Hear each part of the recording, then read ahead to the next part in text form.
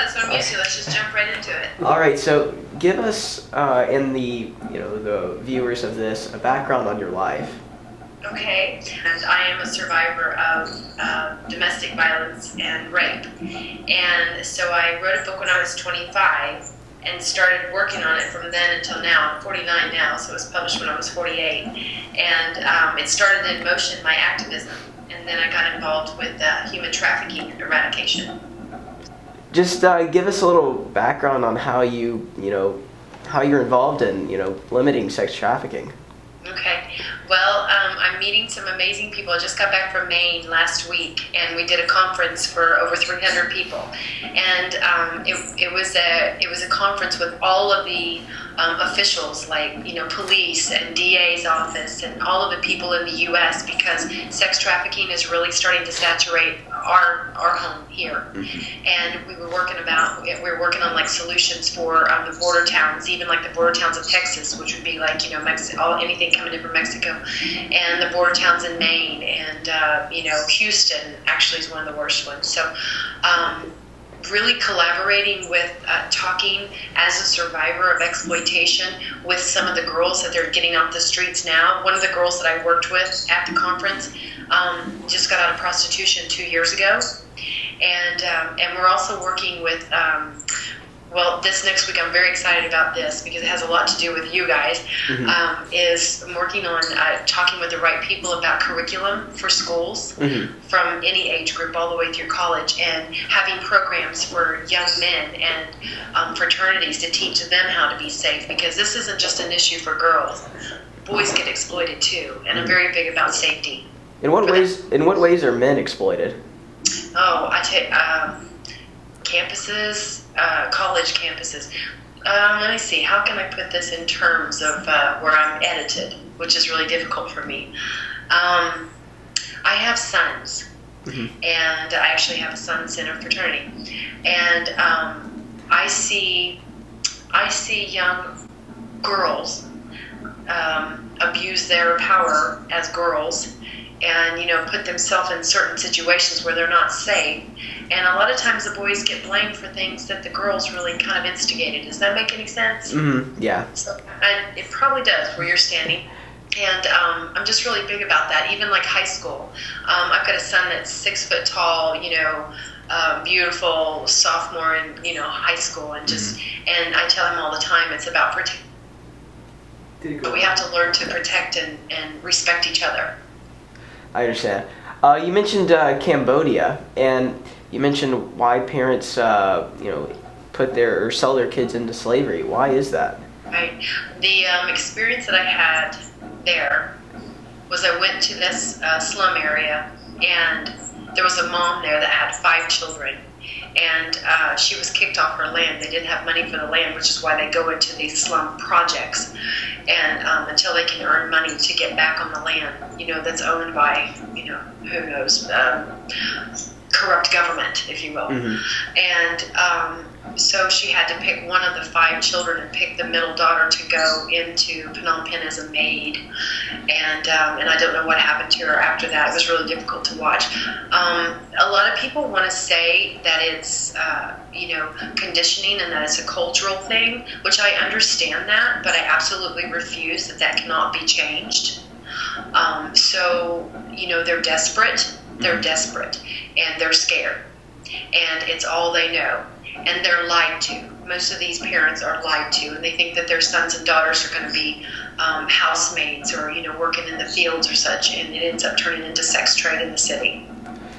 A lot of the attention is on Europe and France, especially because of the Taken series, but Asia, like in the Southeast Asia, that doesn't get enough attention. You just told us about the difficult situations that people in Southeast Asia, in the quote-unquote culture of where people just have to, give up their daughter just to, keep their land. But maybe the question is, how can more people know, or at least, learn about the Southeast Asian situations instead of just Europe? Well, I know I have a daughter that's 19 that's getting ready to leave for Nepal Friday. Mm-hmm. And people they're looking at me like, oh my gosh, are you crazy? You're just like, because she's going to meet, kids your age, and there's a UK organization that she's meeting up with, and she's the only American going. The answer to that question is you go. And I bring up the topic of her because there are certain countries and there's certain ways that you can go into these countries safely.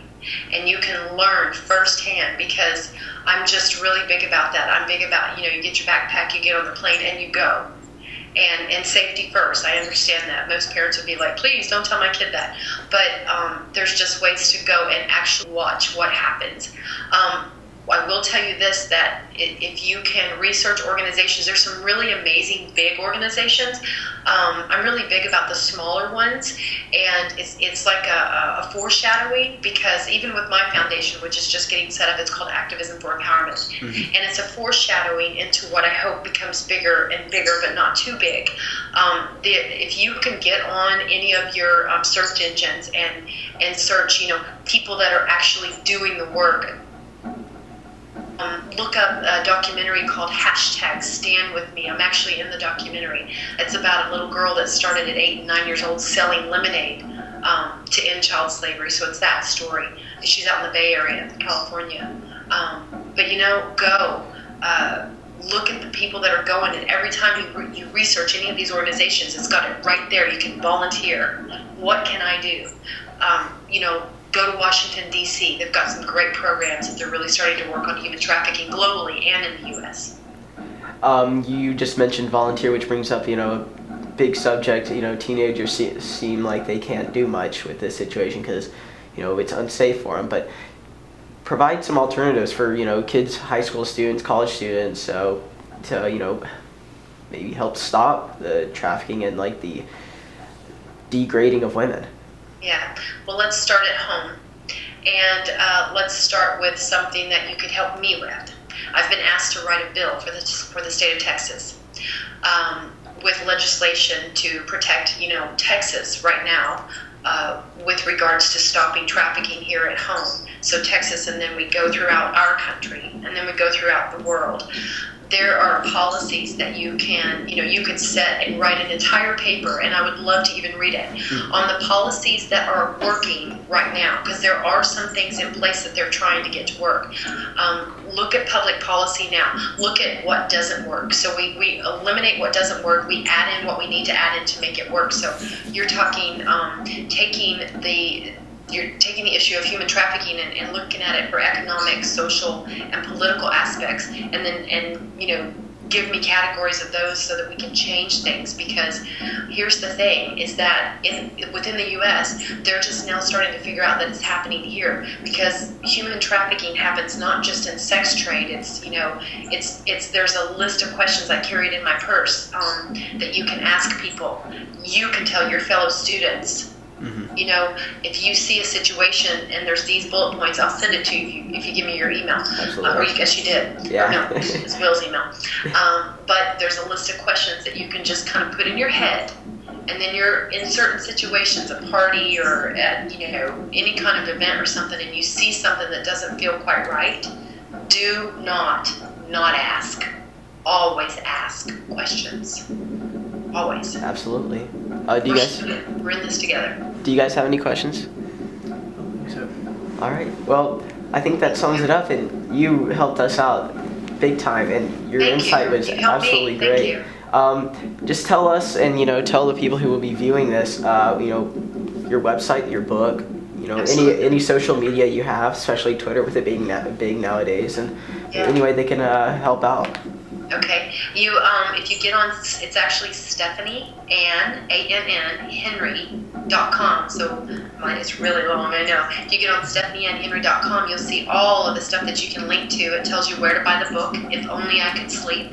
My pen name is Stephanie Henry, and it talks about the media. It talks about all the stuff that I've done thus far. I've been back in school myself this last semester, so I haven't been able to get on the plane and go, so I'm getting very itchy. But it talks about all the different things that you can even do. There's resources and such, so you can spread the word. But one of the biggest things, honestly, is the people that I'm working with out in New York, the publicity company, they want so badly for me to start saturating the universities and going to talk to fraternity houses, sorority houses, and just students everywhere all over campus. Not just about campus safety, but just, everything, kind of all. So spread the word and ask me to come and speak, and I would love to come and speak for you.